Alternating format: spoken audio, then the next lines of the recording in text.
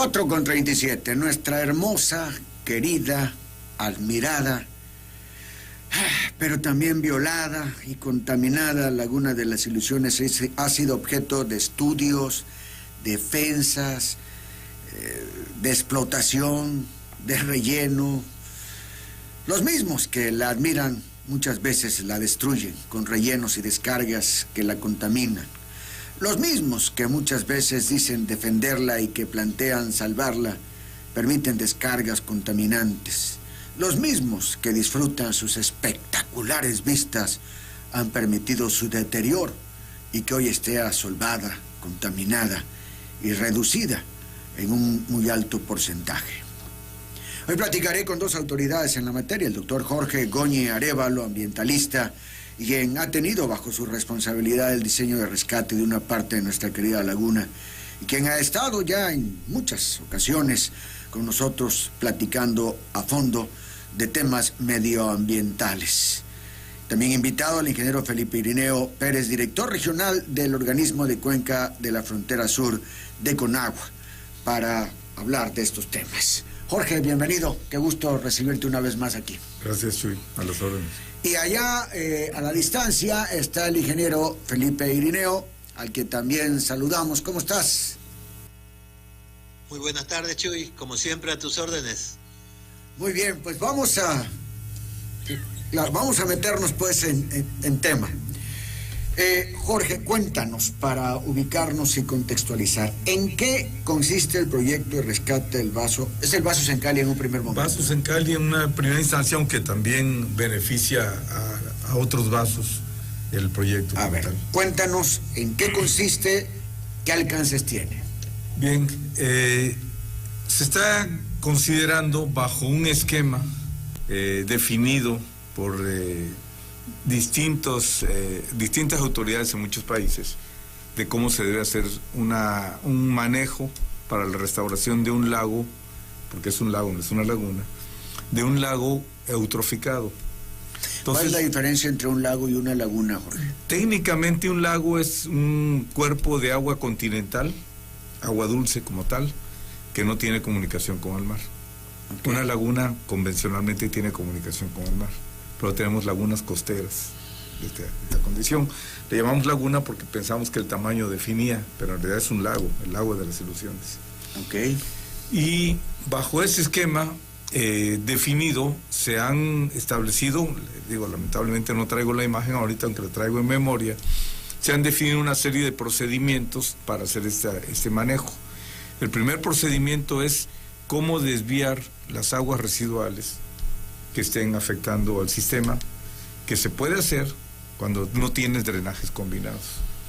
Lamentablemente Villahermosa creció bajo un diseño o bajo un esquema de drenaje combinado.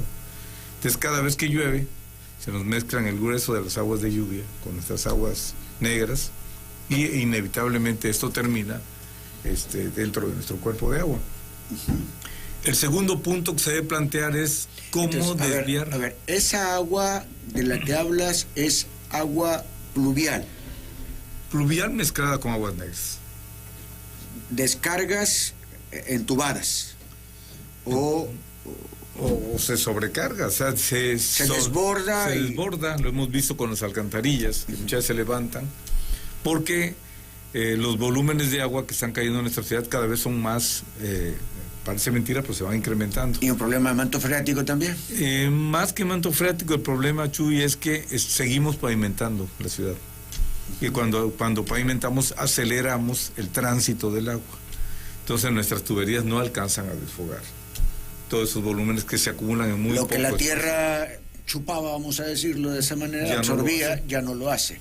Como también cuando se deforesta, que todo eso lo absorbía, ahora ya llega directamente. Baja. Así es. Y acarreamos además sólidos con todo este exceso de aguas. Entonces, plantear el desviar todas estas aguas es un trabajo colosal, es un trabajo monstruoso y que no se hizo en su momento. Tuvimos 30 y tantos años para pensar y desviar aguas. No lo hicimos.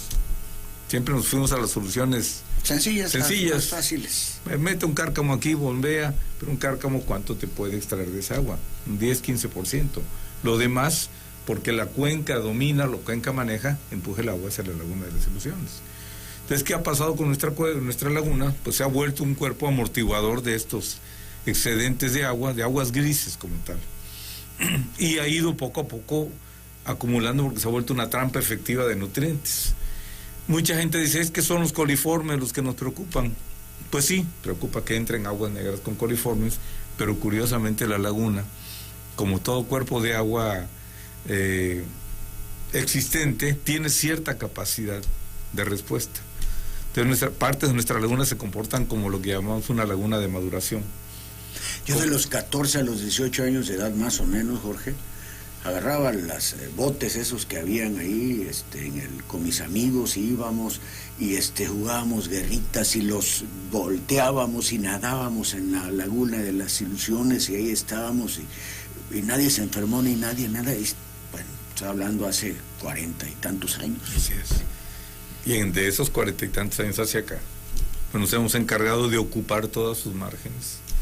Nunca se nos ocurrió, no teníamos la idea de que los ecosistemas tienen que cuidarse, pensamos que nuestro impacto era mínimo y nunca se nos ocurrió dejar una zona de seguridad, una barrera biológica que impidiera que llegaran todos estos impactos. En otros sitios, en otros países, lamentablemente tiene uno que comparar con los que se nos han adelantado, siempre dejan un mínimo de 100 a 200 metros de zona no ocupable de los lagos. Entonces, esa zona de amortiguamiento permite crear mucha tecnología alrededor o muchos mecanismos naturales para que se amortigue el impacto de las aguas urbanas. Aquí no dejamos pero ni 2 centímetros, no, al contrario, invadimos el margen. Y hay algo que sí se debe dejar claro, un lago o un cuerpo de agua no comienza en la orilla, comienza en su cuenca. Claro. Entonces nunca pensamos en eso, nunca generamos políticas de protección para estos cuerpos de agua. Entonces, ¿qué vamos a hacer ahora? Bueno, inevitablemente tenemos a las ciudades montadas sobre la laguna. Alguna vez vimos unas imágenes donde todo lo que debería ser su cuenca está invadida de está abrazada. Totalmente rebasada. ¿Qué pasa cada vez que llueve? Pues que todas esas aguas que caen en nuestras calles, que no son espejos, sino son zonas de acumulación de basuras, polvos. Porque además, desgraciadamente, tiramos mucha basura a la calle. Somos bastante orientados a mal manejar nuestra basura. Nunca hemos creado un programa verdadero de control. Y entonces todo esto termina en su cuerpo de agua. Es un impacto constante, permanente, año tras año. ¿Qué tenemos que hacer? Pues tenemos que tomar medidas de mitigación fuertes, serias. Ya no es nada más como alguien pensaba, oye, vamos a quitar las aguas negras y el cuerpo de agua va a responder. No responde. ¿Sigue habiendo aguas negras que descargan en la laguna, Jorge? Sigue habiendo algunos puntos de descarga. Lo más fuerte sigue entrando acá por la zona del Canal de Malda. ¿Y por qué? ¿Cuál es ¿Qué impide clausurar eso? Se planteó como parte de un esquema conjunto. El municipio va a construir ahora un cárcamo que va a quitar un buen porcentaje de las aguas que se mezclaban con las aguas pluviales. Entonces ese cárcamo se va a encargar de recolectar las aguas negras y dispararlas hacia una zona donde pueda ser tratada. ¿Esas descargas ahí las pusieron particulares o la puso el gobierno? Lo que se hizo es que se fueron desarrollando las colonias y los colectores secundarios terminaban conectándose al colector principal. Que está a la laguna. Que es que va a la laguna. O sea, mala planeación. Mala planeación. Tenemos 30 y tantos años, nunca hemos hecho planeación urbana. En serio. Bueno, entonces, a ver, cuéntanos, ¿qué es lo que van a hacer? Se va a montar ese cárcamo que nos va a quitar un golpe de aguas negras muy, muy fuerte. Se rehabilitaron ahorita una serie de sedimentadores. Hay prácticamente 4 sedimentadores, que de tal forma que vamos a reducir la tasa de asolvamiento hacia el vaso Sencali. En esos sedimentadores se va a ir quedando gravas y arenas, un poco de las arcillas, los limos, y también ahí se podría hacer un poco de pretratamiento para que estas aguas, una vez que lleguen a la laguna, ya no vengan con el alto potencial de contaminación que tienen. ¿Qué no se puede hacer? No se les puede quitar los nutrientes, que son nuestro enemigo, porque quitar nutrientes es una tecnología muy costosa, se le llama tratamiento terciario. no tenemos espacio aguas arriba para hacer ese manejo. En Suecia lo han hecho, un país más rico, con menos densidad poblacional, pero el metro cúbico de agua tratada a nivel terciario les viene costando el equivalente a $200. Estamos hablando de 4,000 pesos. 4,000. No podríamos estar pagando nosotros, con los volúmenes que bajan, nos rebasa. ¿Qué se hace en estos casos? Se busca la dilución. Entonces, para hacer esa dilución que nos permita mantener los niveles de nutrientes dentro de la concentración manejable, para que la laguna sea un cuerpo de agua sin riesgos para la salud pública, estamos pensando en traerlo del agua del río Carrizal. Lógicamente lo muestramos nosotros el agua antes y verificamos que los nutrientes estuvieran bajos, que afortunadamente lo están. Estamos hablando que en el caso del fósforo anda entre 80 a 100 microgramos por litro. La laguna, en el vaso Sencali, para comparación, tiene entre 1.800 a 2.000 microgramos por litro. Una locura. Una locura, rebasado totalmente. Por eso es hipertrófico. Ahora, el agua de Carrizal también arrastra sólidos.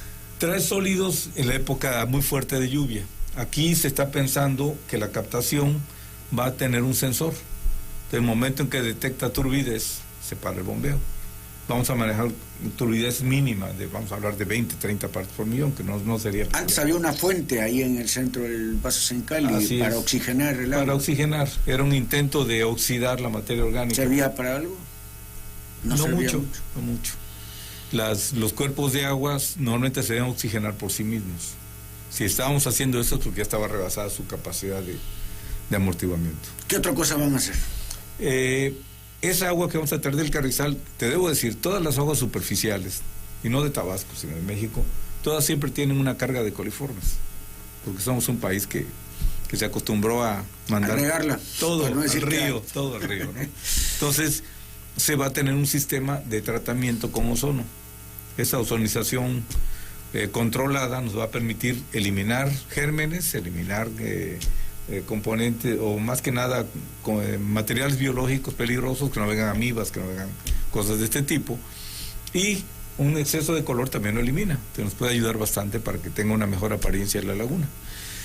Okay. Y con eso, el proyecto originalmente estaba diseñado nada más para el Sencali, se amplió ya bajo la visión de la Secretaría de Bienestar, y se amplió al doble del caudal, de tal forma que vamos a diluir ya no solo el vaso Sencali y Tomás Garrido, sino que vamos a diluir una parte fuerte de la laguna.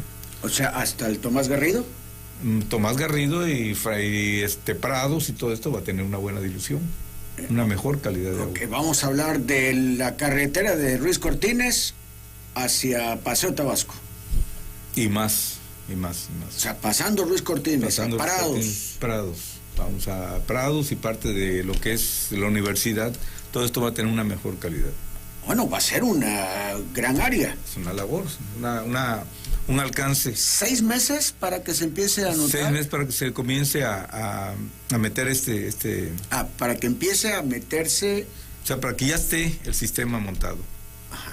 Y para que se empiecen a ver algunos los efectos en semanas. Vamos, en el caso del Sencali y del Tomás Garrido, en 6, 8 semanas vas a ver el cambio. Y no tienes que achicar, quitar material sólido. Efectivamente. El otro punto es el desasolve. Entonces el desasolve está planteado para que se haga en estas semanas que vienen. Estamos hablando de... ¿Cuándo empiezan? ¿Ya empezaron? Se empezó con la parte de los sedimentadores. Ya están concluidos, yo imagino que en breve van a hacer una presentación formal, y de allí inmediatamente se brinca a la parte del desasolve en el Sencali. ¿El desasolve cómo lo van a hacer? ¿Van a desasolvar cocodrilos también? Se tiene que hacer también lo que se llama biomanipulación. Entonces, ¿por qué están estos cocodrilos? Ya son un problema. Hay demasiada biomasa en el sistema. Un sistema eutrófico te produce pocas especies, pero en abundancia. Entonces, ¿qué es lo que tenemos en exceso ahí? Pues pez diablo. ¿Qué están comiendo nuestros cocodrilos que están bien alimentados? Pez diablo. Entonces, si vamos a limpiar, si vamos a eliminar el desasolve, vamos a quitar el aporte de materia orgánica, el pez diablo va a tener que desaparecer. pues tenemos que comenzar a remover a sus depredadores. Que además está haciendo la competencia a nuestras mojarritas y todo eso. Nuestras mojarritas que cada día son más escasas, ¿no? Sí, sí. Entonces sí, esa fase de biomanipulación se le llama. Ok. Y Felipe Irineo, no te me hayas ido, ¿eh? No, aquí estamos pendientes. Sí. Óyeme, Felipe, ¿qué le toca con agua de todo esto que nos está presentando Jorge Goñi? Bueno, precisamente la Laguna de las Ilusiones está considerada como zona federal, ¿sí? Tiene una determinada área. Cuando se inició eran 500 hectáreas, pues lo que era la laguna. Se ha reducido a 260, 290 hectáreas, variable. Ahora, en lo que le corresponde a Conagua, pues le corresponde gran parte, vamos a decir, primero, evitar que las aguas se contaminen. ¿Qué tenemos que hacer para eso? Como lo comentaba el doctor, primero, quitar las descargas de aguas negras, que son las que están contaminando. Hace muchos años, sobre todo en el gobierno del licenciado González Pedrero, se desasolvó el Sencali, el vaso del Sencali, nos tocó participar en eso. En ese mismo tiempo se llevó a cabo una serie de colectores perimetrales. Esos colectores perimetrales ya cumplieron con su vida útil.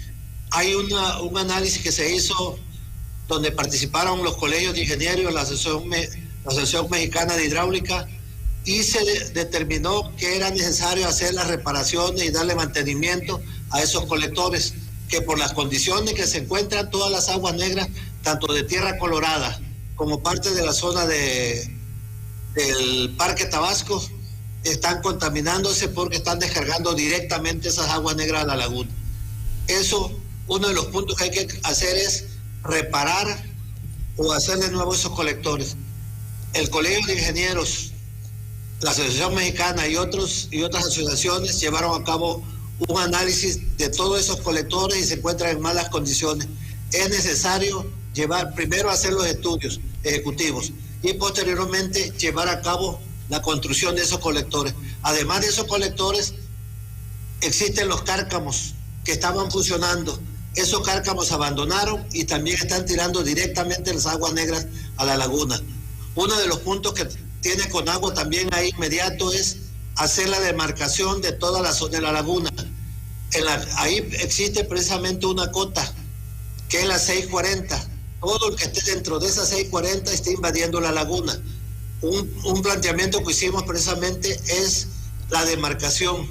Esa demarcación pretendemos que se realice en la zona que aún no está habitada para que no sigan invadiendo la laguna. A ver, permíteme. Corresponde precisamente a una parte de Tierra Colorada y la zona de donde está la parte de Prados de Villahermosa, sí. De ahí para abajo. Oye, a ver, Felipe, permíteme. Me dices que hay una cota que es 640. ¿A qué se refiere esta? ¿Es un límite territorial? Perimetral. Esa cota debe ser perimetral. Una cota. Ahora, de ese nivel existe. Quienes ya tienen una barda, una construcción, una alberca, no sé, un patio, un garage en esos lugares, ¿qué va a pasar? ¿Qué tiene que pasar? Mira, de las 640 todavía está la zona federal de esa cota, ¿sí? Entonces, de esa cota, todo el que esté invadiendo, que esté dentro de esa cota, esté invadiendo. ¿Y qué va a suceder cuando se haga la demarcación? Ahí van a salir precisamente las partes que se está invadiendo, que en algunos casos son albercas, en otros casos son hasta construcciones. Ahí, pues, en ese momento se tendrá que tomar la determinación. Puede haber una situación de que va a ser imposible tumbar casas, vamos a decir todas las casas. Tendrá que hacerse un análisis, cuál es la mejor determinación también que debe tomarse en los que estén invadiendo la laguna. Pero ahorita lo que debemos tratar de hacer es que la zona que no está habitada, demarcarla para que no la invadan y tener una supervisión continua. Ahí precisamente la supervisión continua sería entre varias autoridades, como es el gobierno del estado, el municipio y Conagua en este caso. Sería lo que tendríamos que intervenir.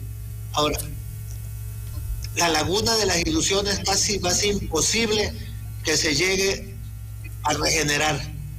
¿Por qué?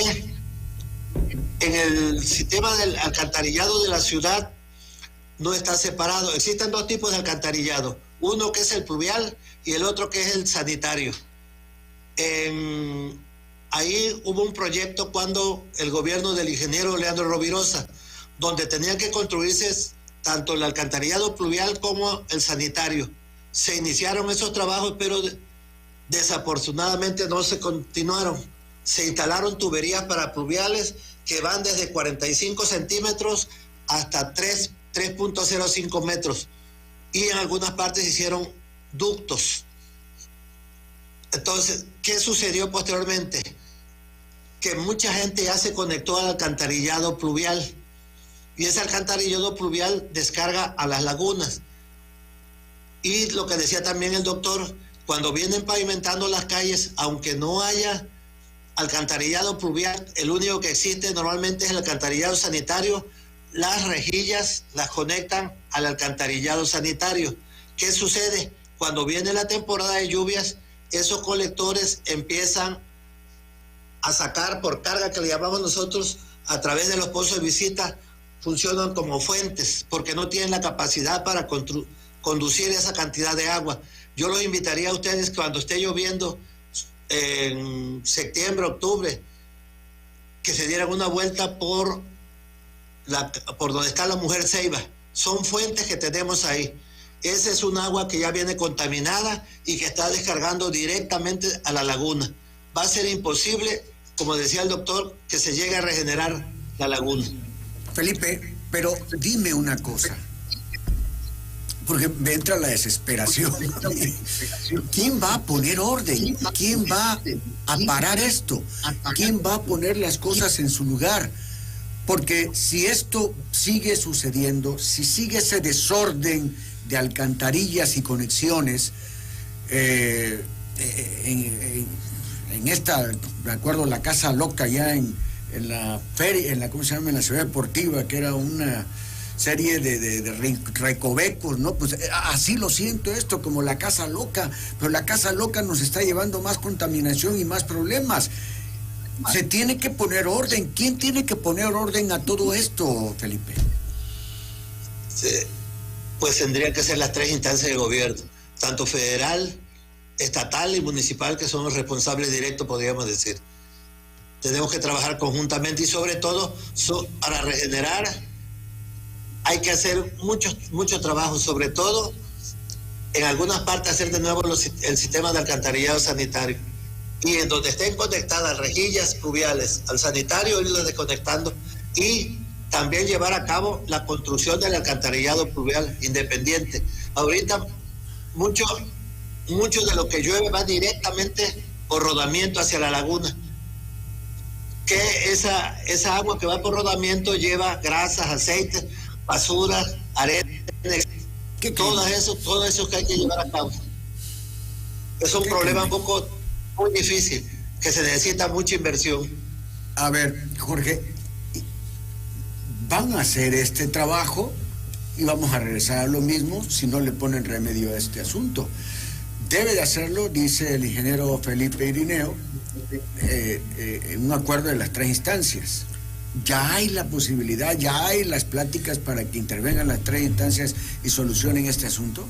Creo que el hecho de echar a andar un proyecto de esta índole, pues genera la discusión. De hecho, ahorita, esta primera etapa, que implica también meterlo del cárcamo, controlar unas descargas puntuales que se detectaron en el propio Sencali, ya hay una comunicación directa con el municipio, por un lado, y con la Dirección Local de Aconagua, que está dando las facilidades para poder echar a andar esta etapa del proyecto. Ya comienza a haber realmente una labor de conjunto. Pero a mí me surge también una inquietud.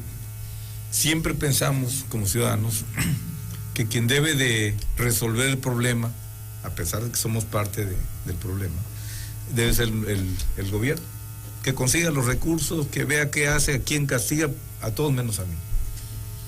¿Y a qué reflexión nos debería llevar esto? Bueno, pues que realmente no hay vecinos de la laguna, o no hay amigos de la laguna, hay ocupantes de toda la zona marginal de la laguna y no se cobra ni una cuota especial por ese beneficio. Estuviéramos en otro país, las políticas públicas marcan que tu predial trae un cargo especial para poder dar mantenimiento al ecosistema que estás ocupando. Nunca hemos visto una política pública de ese tipo. Al contrario, quisieran que no nos cobraran, pero nada. Ya lograron que se quitara el cobro de tenencia en placas y muchas cosas, cuando los gobiernos requieren ingresos, por un lado, y los ciudadanos que ocupamos o nos beneficiamos de cierto tipo de zonas, de ecosistemas o de condiciones, deberíamos de pagar esa cuota. Y no lo estamos haciendo. ¿De dónde va a salir el pago anual de mantenimiento para la Laguna de las Ilusiones? Tiene que salir de ahí. Porque esa es la siguiente pregunta. Para todo esto que están ustedes echando a andar y que trae su curva de inicio, crecimiento, no sé cómo se le llame, y ya van a terminar con el proyecto.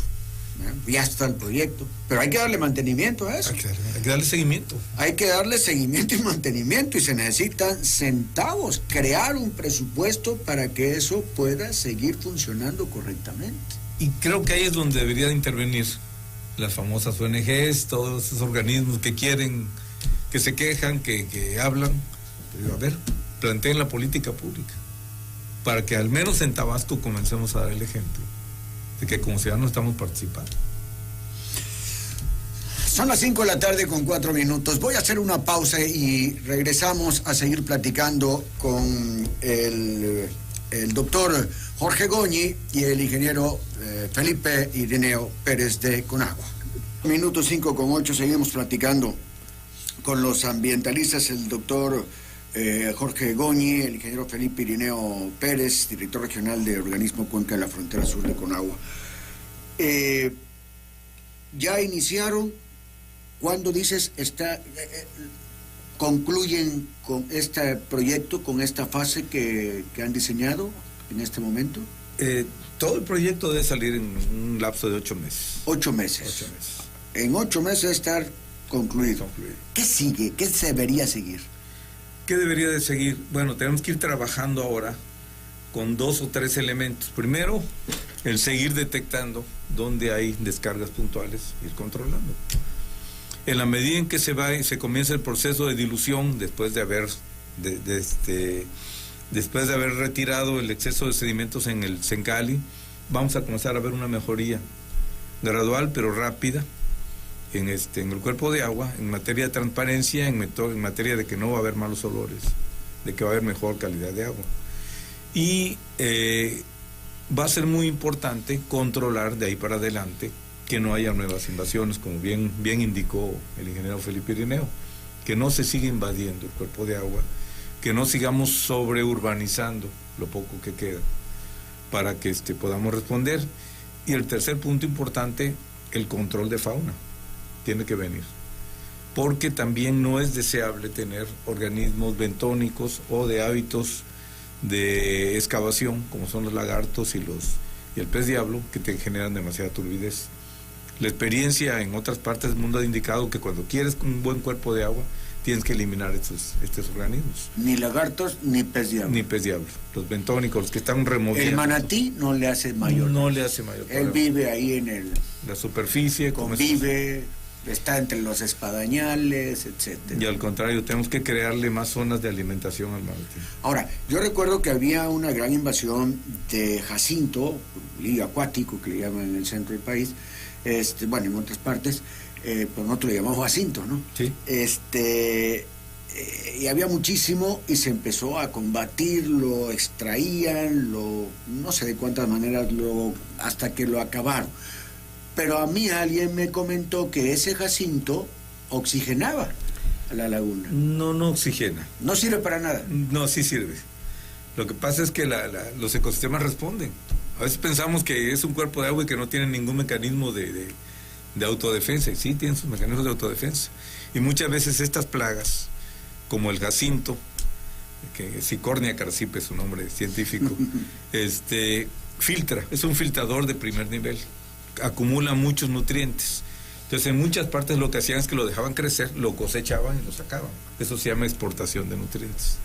Entonces se hubiese podido dejar unas partes para evitar el golpe de agua y que controlar el exceso de sedimentos, se te volviera una barrera. Como una barrera.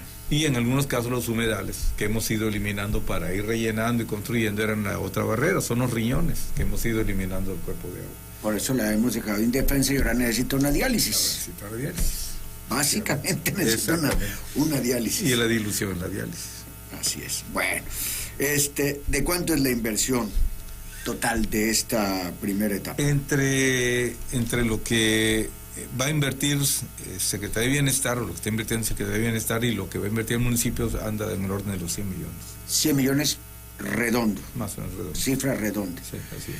¿Por qué reservar la información? ¿Por qué reservar la información? Porque muchas veces no se hace buen uso de la información cuando la hablas al público. Y me pasó.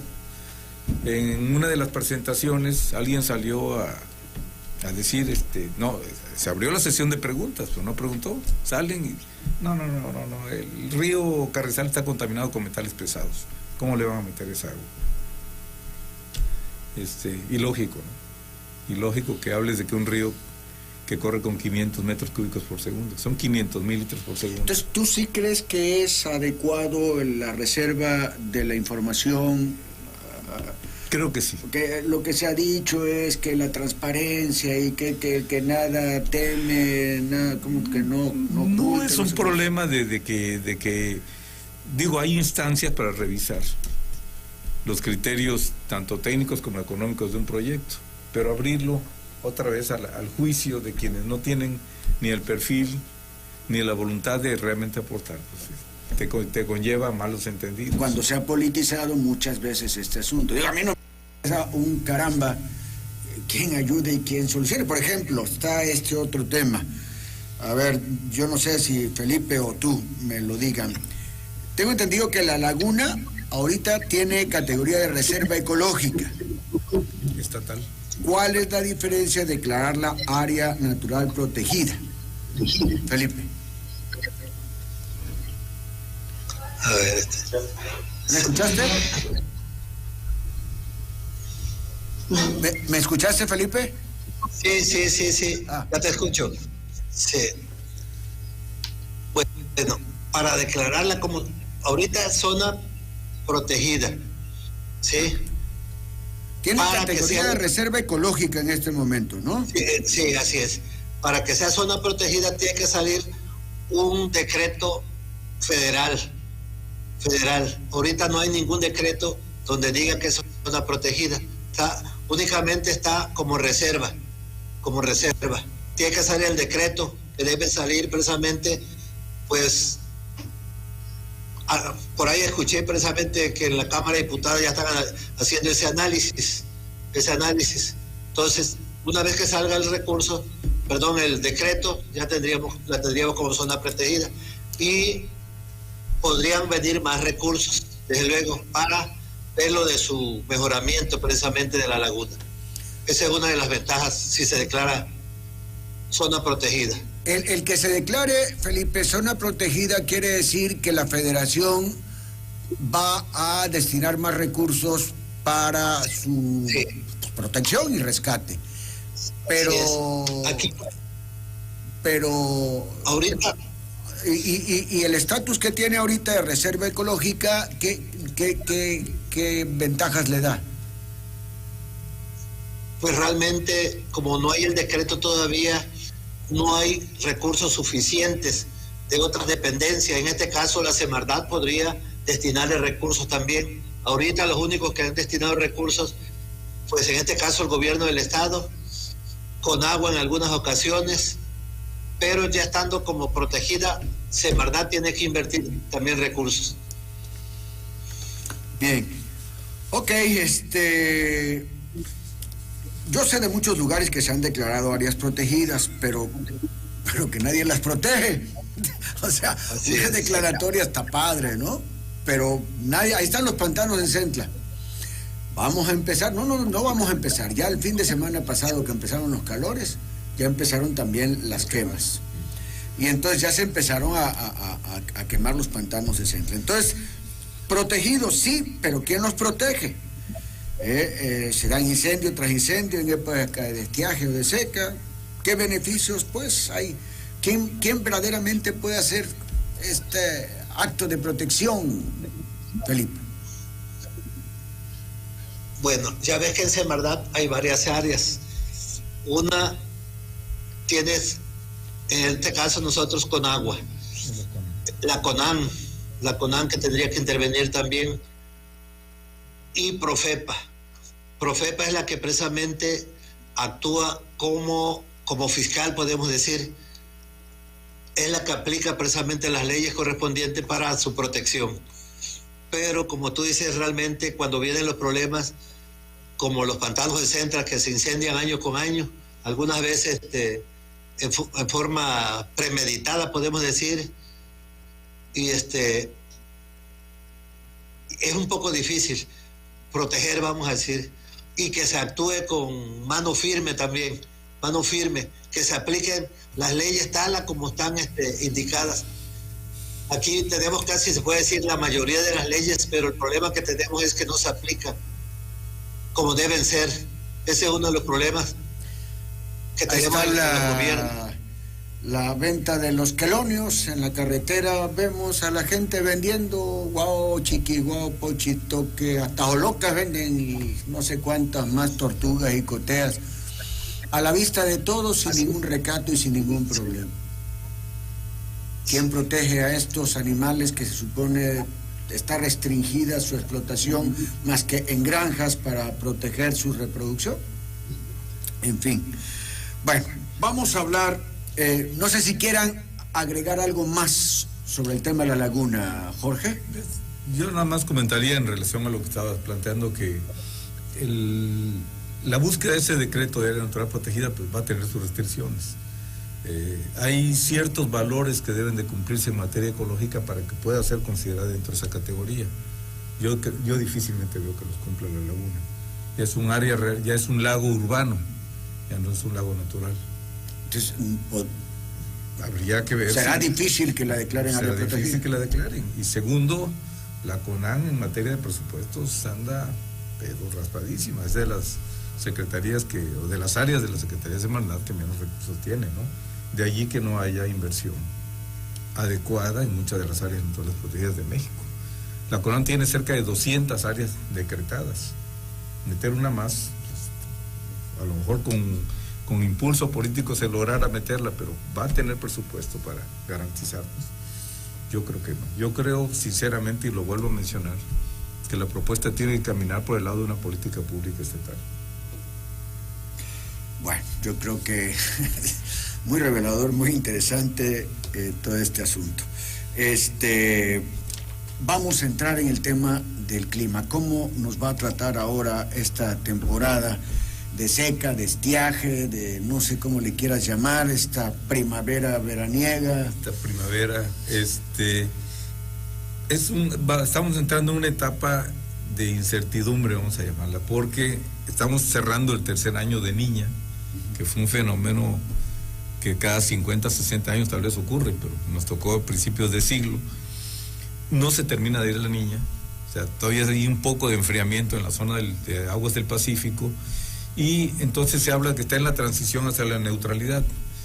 ¿Qué implica la neutralidad?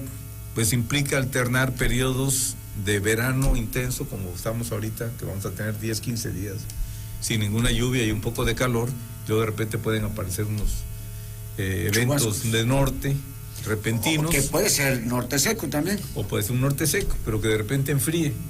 Entonces vamos a tener un periodo de primavera que tiende a la sequía, pero que no va a ser extremo.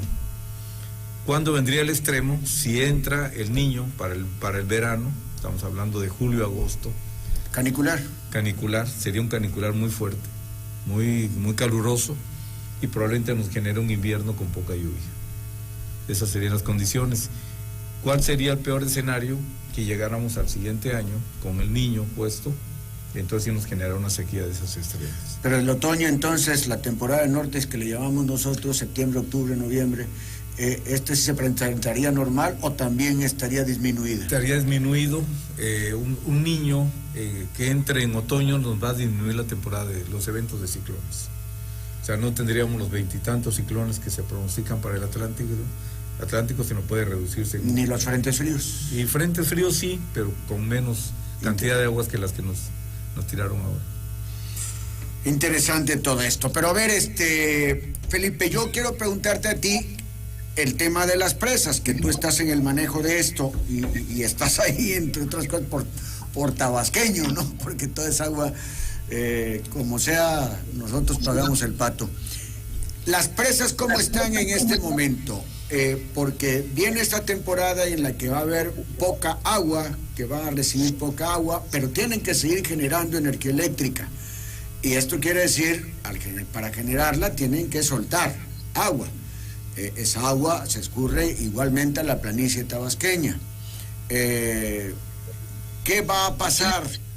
¿Vamos a tener inundaciones en los bajiales de la Chontalpa en plena época de seca? Bueno, vamos a hacer un poquito de historia de las presas. Muchos sabemos que antes que tuvieran las presas, la mayoría, aunque persiste todavía mucho de eso, se inundaba la mayoría del estado de Tabasco, gran parte del estado de Tabasco. Se construyen las presas en el Alto Grijalba, que le llamamos. ¿Cuántas presas tenemos? Primero se empezó con la construcción de la presa de Malpaso, que fue de 1960 a 1965, y se puso en operación en el mes de enero de 1969. ¿Sí? Posteriormente venimos con la construcción de la Angostura, que se inició su construcción en el 69 y terminó en el 74, poniéndose en operación en julio de 1976. ¿Sí? Posteriormente tuvimos la construcción de la presa Chicoacén, que se inició su construcción en el 74, se terminó en el 80, empezando su operación en febrero de 1980.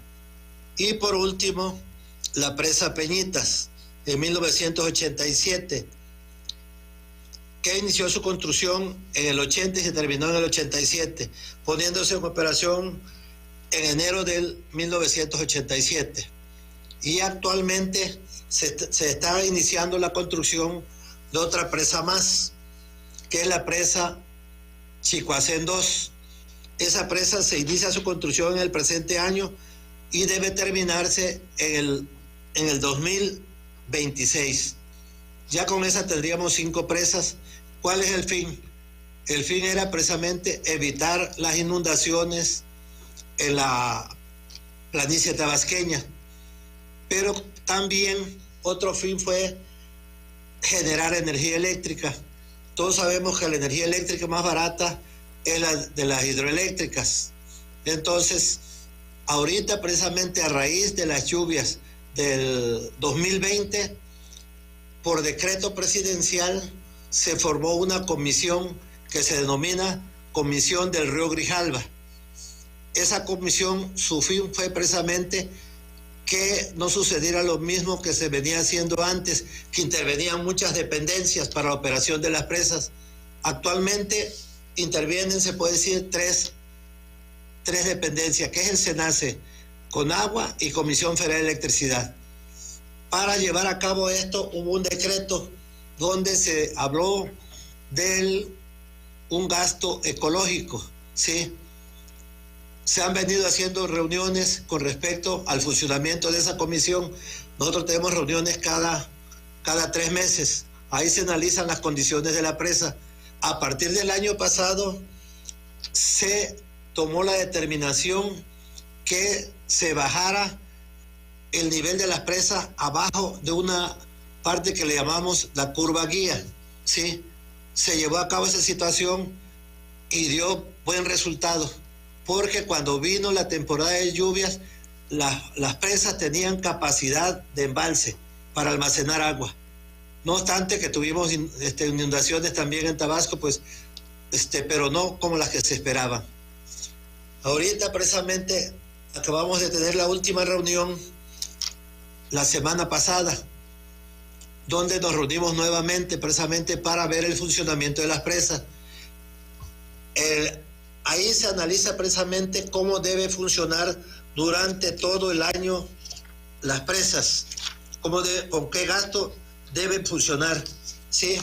Ahí se hizo un análisis precisamente donde se determinó precisamente cuál es la cantidad de agua, vamos a llamarle óptima, que no inunde mucho la gran planicie y que además se produzca energía eléctrica suficiente también que requiere México. Sí. Ahí se estuvo turbinando el año pasado 600 metros cúbicos por segundo de Peñeta hacia abajo. Las presas funcionan de la siguiente manera. La presa de la Angostura le envía agua a la presa de Chicoacén, la de Chicoacén a Malpaso y la de Malpaso a Peñeta. Ahí se va regulando precisamente la distribución del agua para cada una de las presas. Desde el año pasado se empezó a turbinar a principio de año 600 metros cúbicos, ¿sí? Ahora, ¿qué vimos con esos 600 metros cúbicos? Que en la zona crítica, sobre todo, que es la de Nacajuca, la zona indígena que le llamamos, tuvo problemas. ¿Por qué? Porque con 600 metros cúbicos, algunas partes bajas de la zona de Nacajuca se inundaron con esos 600 metros cúbicos.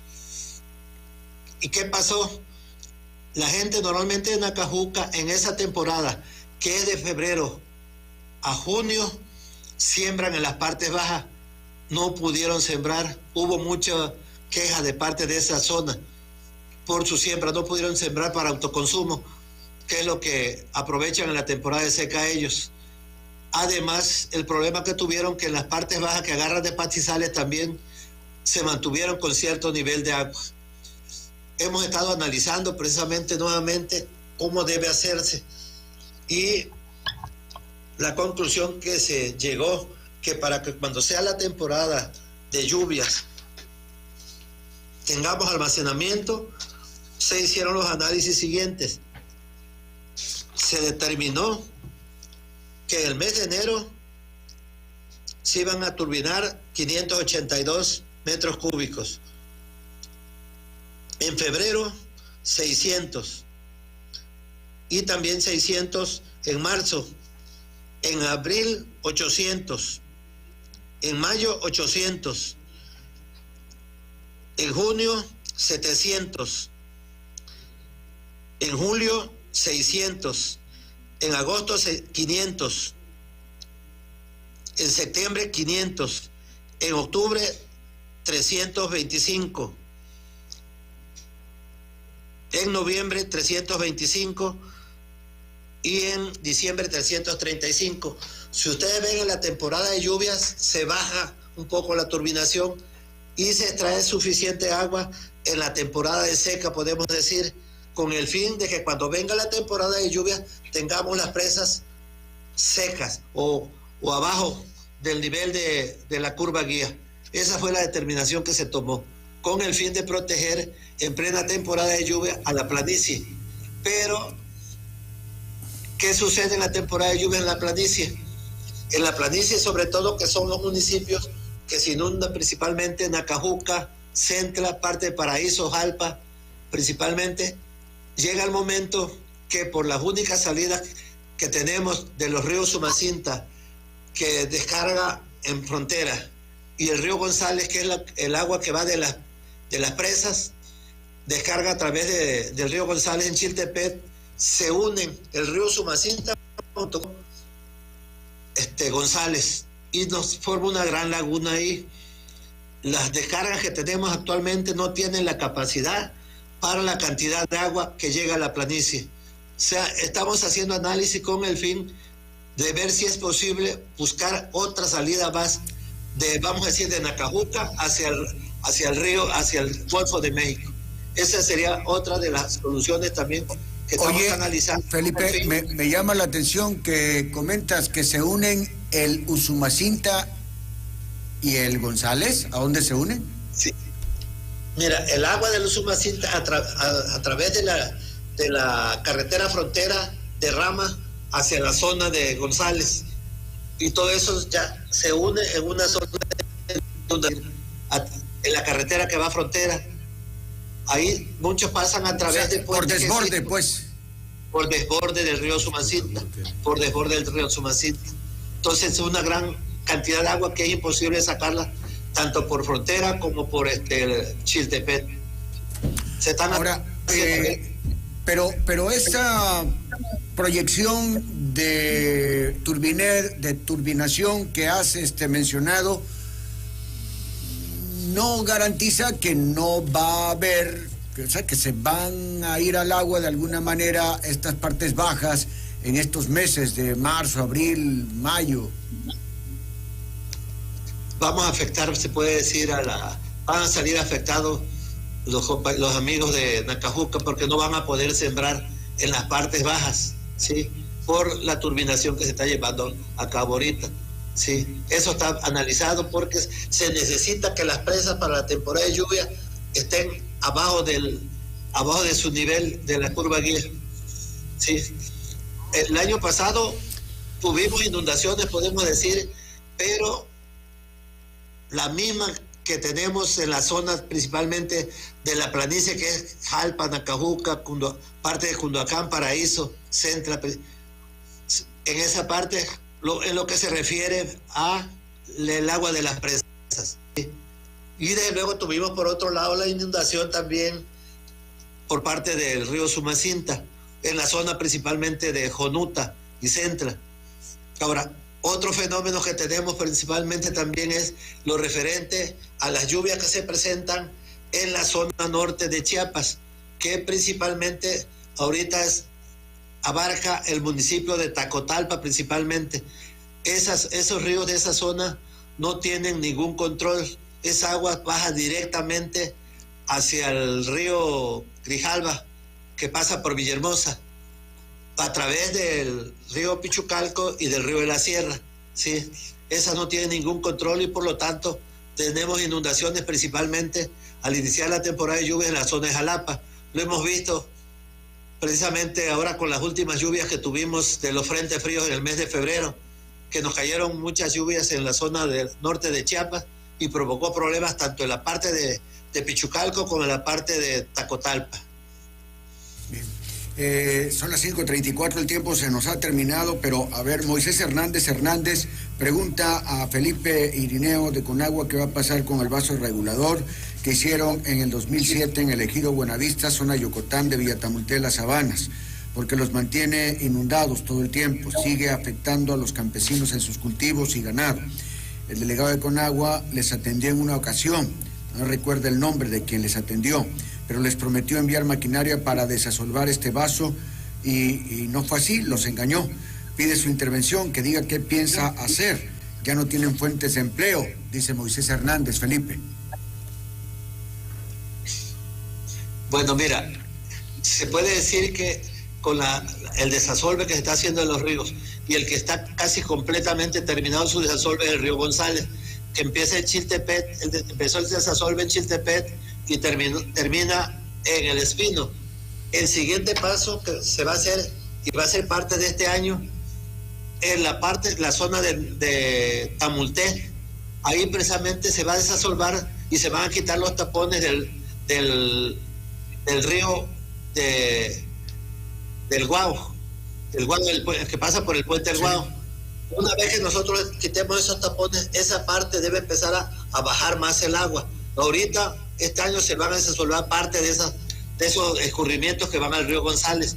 Y una vez que estén desasolvados esos ríos, van a ver la mejoría que va a haber en la zona de Tamulté con respecto al encharcamiento que tienen inundación en la temporada de lluvias. María Cruz Torres Alamilla te pide intervengas para que les apoye, ya que en la tercera del Monal, Gaviota Sur, están haciendo los bordos de contención, pero hay gente que suelta su ganado y van destruyéndolos. Dice que no se vale porque están quedando porque están quedando muy bien. Que no se vale porque están quedando muy bien. Ah, ok, los bordos. Y nos envía saludos, que nos escucha todos los lunes. Gracias, María. Bueno, por otro lado, Manuel Zamora Gallardo dice que yo pregunte que si estamos enterados que las motos de agua reoxigenan y podrían reoxigenar la laguna. Hacen una labor purificadora. ¿Así es, Jorge? Podría ser, pero en el caso de la laguna de Desilusiones no necesita esas motos. Durante las horas de luz del día, la laguna se superoxigena. Si el problema es en las noches, cuando no hay fotosíntesis. Tenemos solo que trabajar de noche, pero no es el caso. Hemos medido concentraciones de oxígeno disuelto de 16 miligramos por litro en plena luz del día. Y en la noche hemos medido valores de 2. O sea, es una laguna terrible, alterada, y por lo mismo tiene esos rebotes tan fuertes. Luego por eso vemos también mortandad de muchos peces. Así es. Pedro Salazar dice que que primero es Wilibaldo Álvarez del Valle. Dice que Villahermosa necesita un plan maestro de desarrollo urbano. Debe incluir un plan integral de movilidad. Se debe estudiar la ciudad como un organismo vivo. La clave es el urbanismo. Algo así mencionaban hace un momento. Santa de la O es ambientalista, dice ingeniero José Dolores Góngora Alonso. Felicidades al equipo, estábamos... y te envían saludos, Jorge. Gracias. Igualmente. Pedro Salazar dice que tan cierto es que políticos y personas con influencia económica y social son en su mayoría quienes han invadido las márgenes de la Laguna de las Ilusiones. De todo de todo están invadiendo. Todos los fraccionamientos.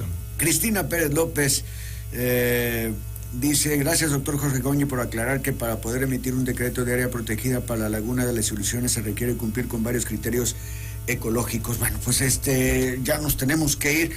Pero Felipe, yo te quiero preguntar, por ahí hay una nota en el sentido de que cesaron a Francisco Cebadúa. ¿Esto es cierto? ¿Qué pasó ahí? ¿Qué sabes al respecto?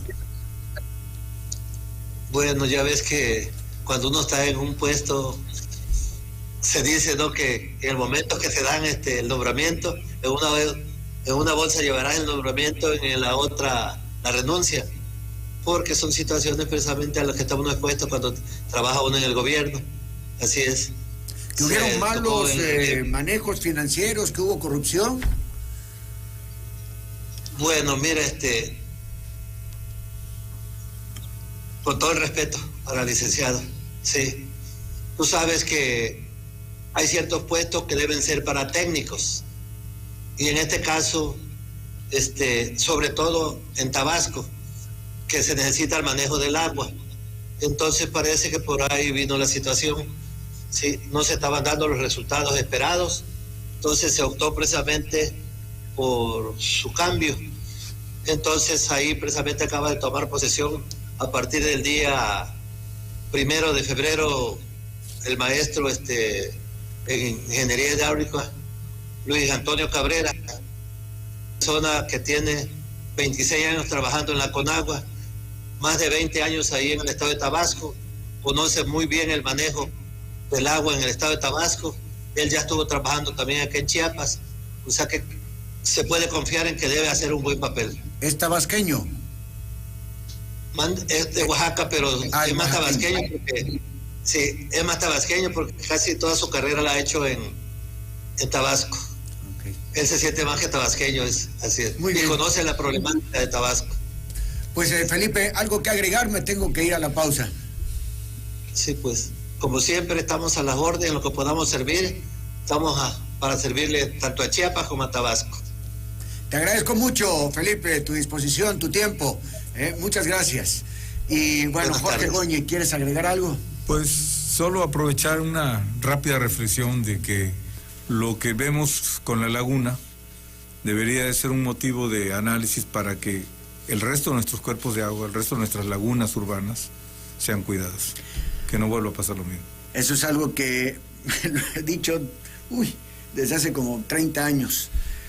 De nada sirven los discursos a favor de la laguna y hacer trabajos en la laguna, o hacer, como en muchas ocasiones ha sucedido también como que se trabaja en la laguna, mientras estamos contaminando otros cuerpos lagunares, otros lagos y lagunas, otros cuerpos de agua que hay y que sobran aquí en Tabasco. Pero no porque sobran, los vamos a acabar, porque son nuestra riqueza.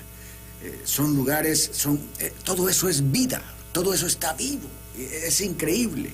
Lo quisieran en muchas partes del mundo, nosotros lo tenemos y lo estamos perdiendo por nosotros mismos. Jorge Goñi, te aprecio también tu tiempo invertido esta tarde aquí con nosotros. Gracias, Chuy. Muchas gracias. Con gusto. El doctor Jorge Goñi, el ingeniero Felipe Irineo Pérez. Voy a la pausa y enseguidita venimos con Chichito de Historia y platicamos también con los directores de SAS y de SEAS sobre pues cómo van a estar las cosas ahora con esta temporada. ¿Vamos a sufrir, no vamos a sufrir? ¿Cómo están las diferentes plantas, etcétera? Ahora volvemos. A fondo. Con Chuy Sevilla.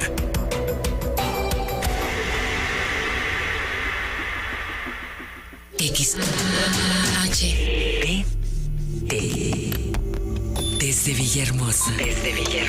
Tabasco.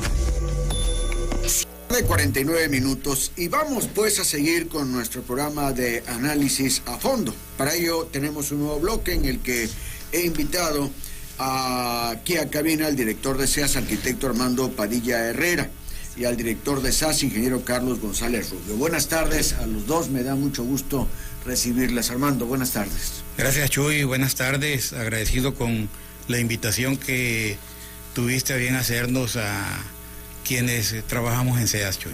Igual, también Carlos, muchas buenas tardes, muchas gracias por tu presencia. Buenas tardes, pues muchísimas gracias a ti igual para invitarnos aquí a tu programa y poder estar en contacto con la ciudadanía. Muy bien, pues vámonos a meter de una vez a fondo con el tema, ¿no? Vamos a saber, vamos a... ¿Lo tenemos ya, Mauro? Ah, bueno, me dicen que está, es que me habían dicho que tenía problemas para conectarse, pero ahí está Mauro Wincy también en la... va a agarrar un avión en pocos momentos, así que de una vez vamos a platicar con Mauro Wincy. Bienvenido, Mauro.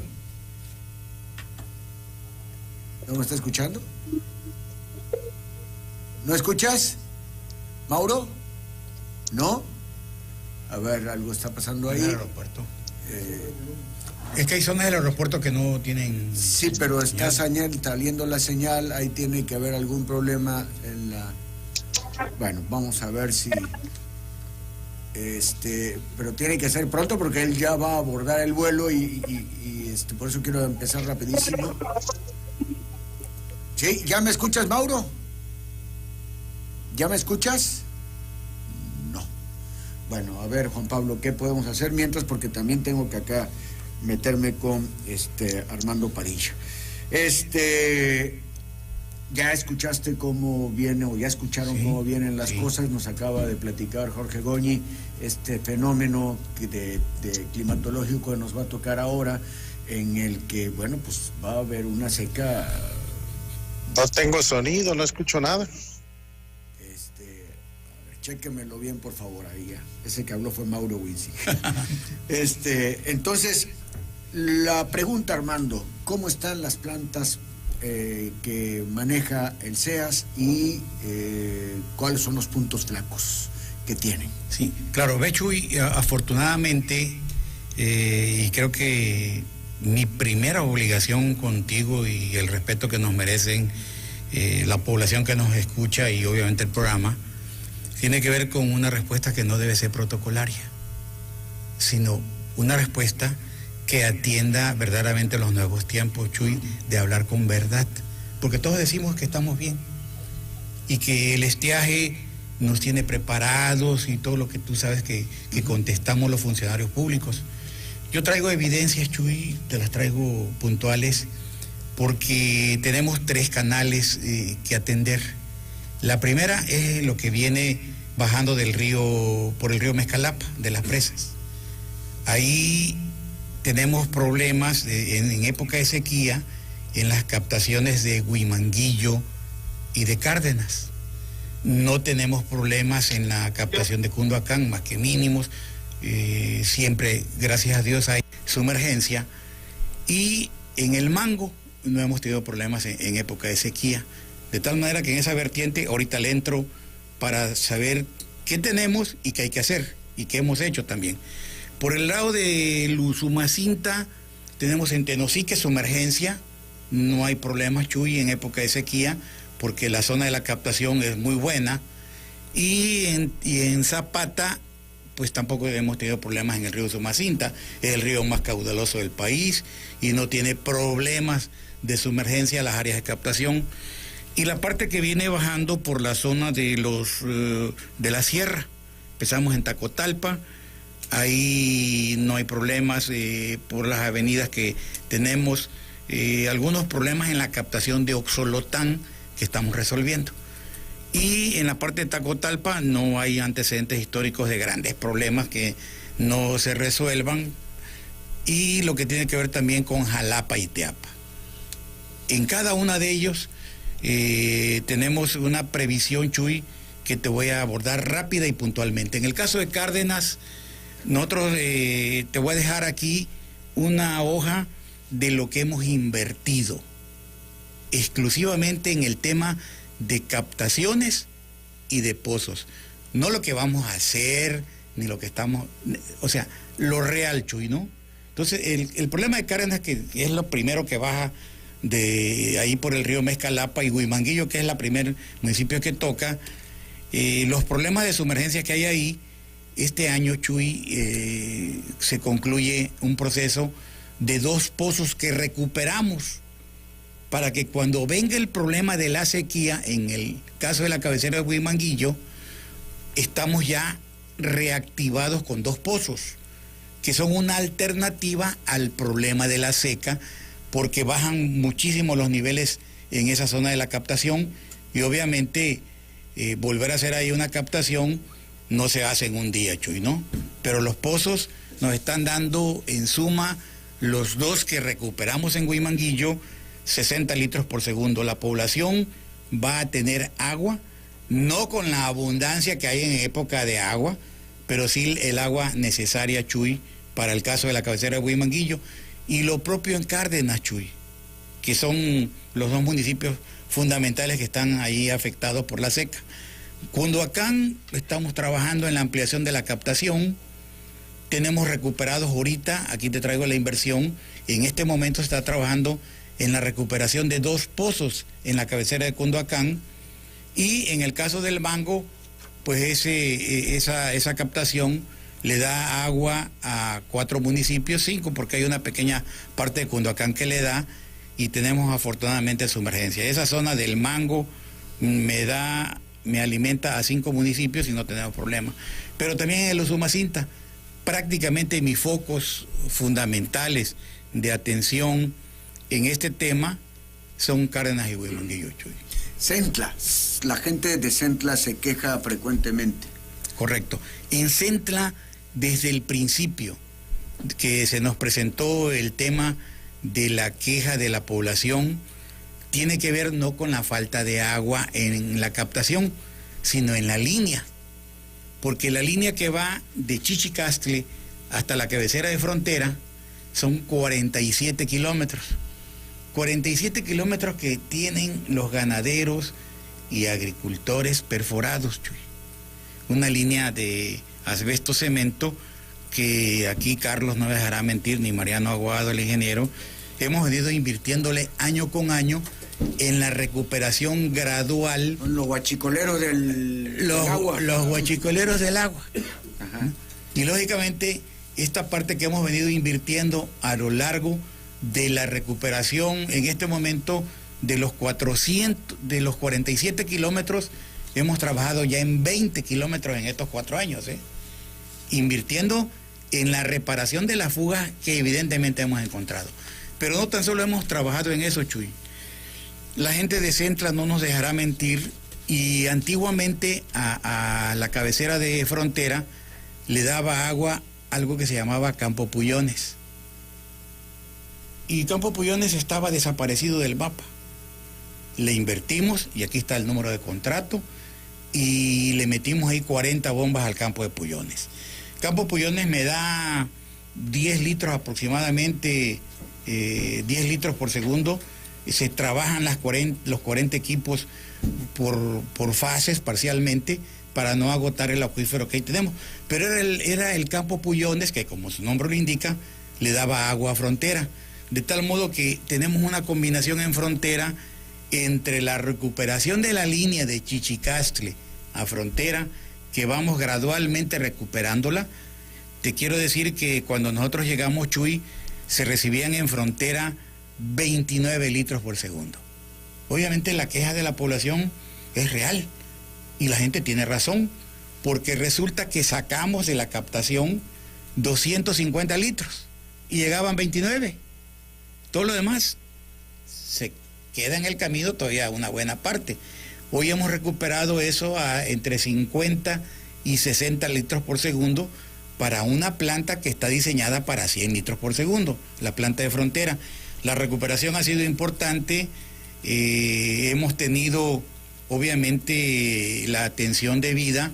Yo calculo, Chuy, que en estos 6 años nosotros debemos dejar resuelto el problema de agua de la cabecera de Frontera. Y no tan solo eso. Pero ¿cómo le vas a hacer con todas las tomas que han hecho?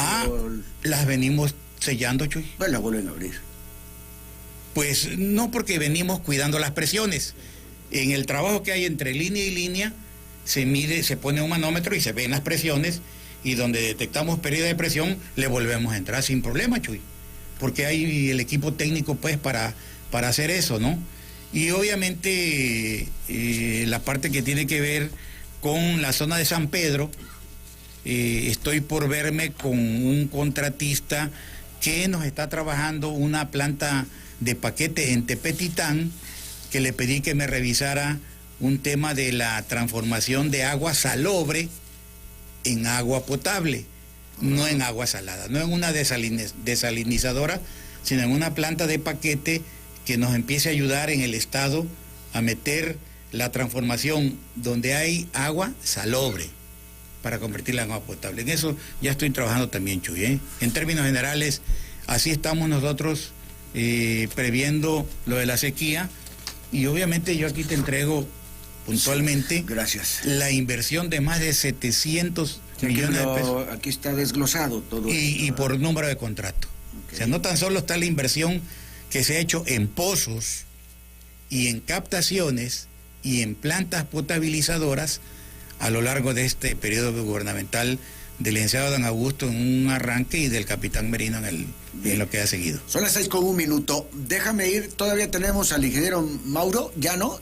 Ya, es que estaba así, ya nos tardamos mucho entre que no había la voz y todo esto, nos tardamos mucho, ya se tuvo que ir. Él tenía un vuelo y él se conectó para hacer el programa, pero bueno, los tiempos no se coordinaron adecuadamente. Vamos a ir entonces a la pausa y a regresar a platicar o a seguir platicando con el arquitecto Padilla y el ingeniero Carlos González Rubio. Es que dije Rubio. Ahora volvemos. Porque hay que decirlo, vamos a fondo con Chuy Sevilla. Son las 6:03 p.m. y bueno, pues seguimos con este análisis a fondo de las plantas de tanto SEAS como SAS para esta época de estiaje, esta época de seca que prácticamente ya está aquí encima de nosotros, ¿no? Afortunadamente los nortes nos han dejado una buena cantidad de agua, pues tanto en el campo como en los diferentes lugares de captación, ¿no? Entonces esto ayuda. Pero en fin, vamos a, como les decía, a seguir platicando. Y ahora, pues vamos a hablar con quien está al frente de, ¿cómo se llama? SAS. De SAS, Carlos González Rubio. Carlos, la misma pregunta que le hice al arquitecto Padilla, pero ahora en lo que se refiere al municipio de Centro, a lo que coordina SAS. Sí, cómo no. Mira, a nosotros lo que nos pega cuando viene el tiempo de estiaje es en la planta potabilizadora, la Isla 1, la Isla 2, Gaviotas y la planta Villahermosa, que estamos hablando del río Carrizal y del río Grijalva. Nosotros tenemos, cuando entramos e hicimos el plan de trabajo con la maestra Yolanda Osuna, ella nos dijo qué hacer para evitar este tipo de problemas en sequía. Nosotros estamos con un programa de desasolve de captaciones. Los primeros días de enero nos dimos a la tarea de solicitar primero el permiso a la Conagua. Ya tengo la autorización para empezar. Nosotros debemos de arrancar la otra semana, ya se están haciendo los trabajos preliminares. Vamos a empezar en la planta Villahermosa. Vamos a meter la draga, ahí vamos a desasolvarla. Ahí tengo 2 captaciones de 1000 litros cada una. Vamos a desasolvar un promedio de 400 metros entre captaciones a unos 25-30 metros de ancho. Ya corrimos las batimetrías, ya sabemos cómo está el fondo en estos momentos. Vamos a desasolvar entre todas las captaciones cerca de 89,000 metros cúbicos. Este material nosotros no lo podemos extraer, se pone ahí mismo en el río, pero para que se lo lleve la corriente. Entonces, ¿Cómo que sí, la Conagua no nos permite extraer arena, sino la tenemos que depositar río abajo para que la misma corriente se la lleve. Ah, ya entendí. ¿Sí? Entonces, ¿nosotros qué vamos a hacer? Un canal. Eso lo hicimos el año pasado para las sequías. Tú me invitaste a tu programa hace un año.